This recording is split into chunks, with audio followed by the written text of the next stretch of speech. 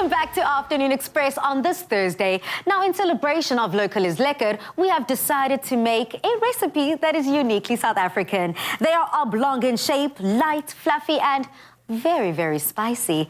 That's right. We're making Koesisters, the epitome of sharing and bringing people together. This is what it's about. We've done this recipe a few times on the show. Lenny. I mean, what's lovely about Koesisters is you go to every household across the nation, everyone's got a different recipe. So, you know, this is my recipe, and we're just going to dive into it and enjoy it because it's so much fun. Yeah. It definitely is so interesting to find a nice, interesting way of incorporating spices and all the things that you have in your pantry within a recipe like this. So where does one start, Jay? Well, speaking of spices, Pali, so I've got just my flour, some sugar and a little bit of baking powder in here, and I've got all my spices. So I've got ground ginger, I've got ground cinnamon, ground cardamom and aniseed, and those are all whole. So I'm going to put that in there, and you can already see all of those colors, the smells, guys. It smells like my granny's house. Yeah. And then, of course, nachi peels. So when we were growing up, we could never throw the nachi peels away. Really? We would always leave them in the sun to dehydrate, just for the Koesisters. So we're going to put in about a tablespoon in there, maybe a little bit more. I love it zesty. A generous serving. Generous serving, and this is where you can play. As long as you get the sort of the quantities in terms of the flour, the ratio of the flour, the water, the ghee. So we've got ghee in here. You can substitute that with a little bit of cooking oil or even butter. We've got an egg.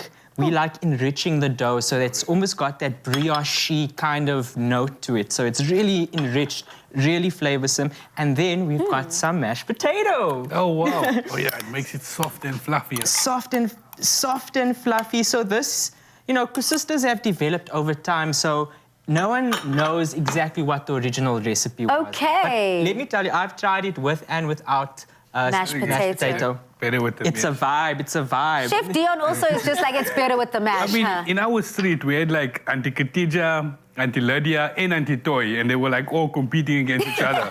And we'd have to go and buy the dough mix for them the day before and go and get the orders. Auntie Sati, how many dozens would you like? Auntie, but it was a legit like competition. I promise you, it was next level. I'm so here for it. I mean, it's so interesting to be able to see the way recipes do evolve over the years. Yeah. I mean, I never grew up with my granny putting mashed potato in hers, but that was something that my mom had learnt, you know, along the way. We all had that Cape Malay cookbook sitting, collecting dust. And so we've tried a couple of times, and you know what, once you've got the right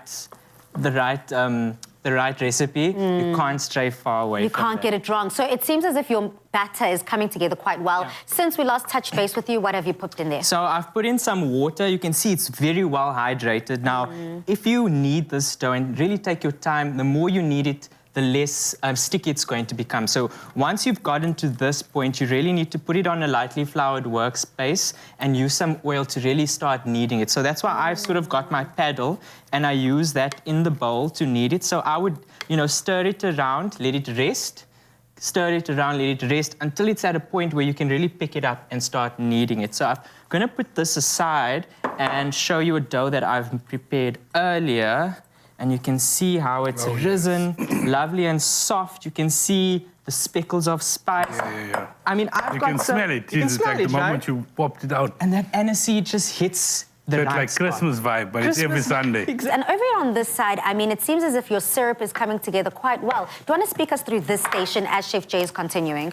So, Chef Dion, if you can just speak us through some of the spices that we've put into the syrup. Okay, so similar spices to what's in your actual dough helps as well. So you want to put your hard spices, some cinnamon, a bit of cardamom, a bit of cassis, some cloves in there, and just give this aromatic flavor to the actual syrup that you're poaching them in after they're fried. So whatever you put into the dough, you can also add it to the syrup. And like Jay said, once you're like familiar with the basic, you can add a lot of other spices that you feel are more up to your taste buds, you know? Nice. And we use basically a simple syrup, so equal quantities of water and sugar.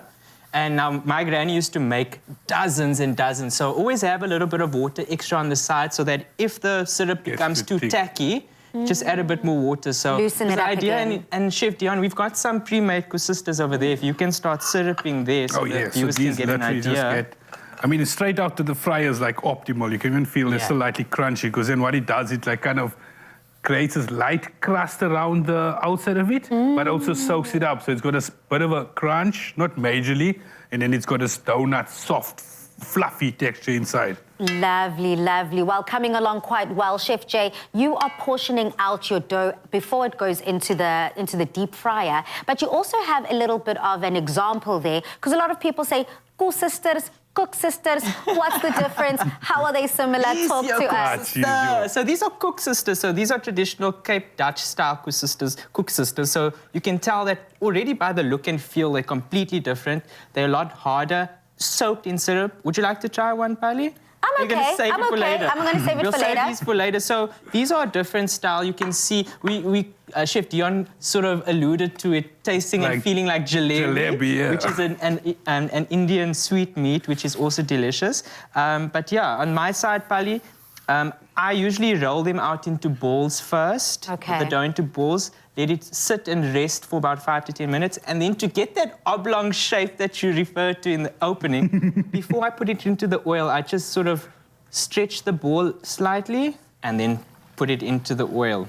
And that way you get a nice uniform oblong shape. And by having them in balls first, it helps you portion them out sort of equally better.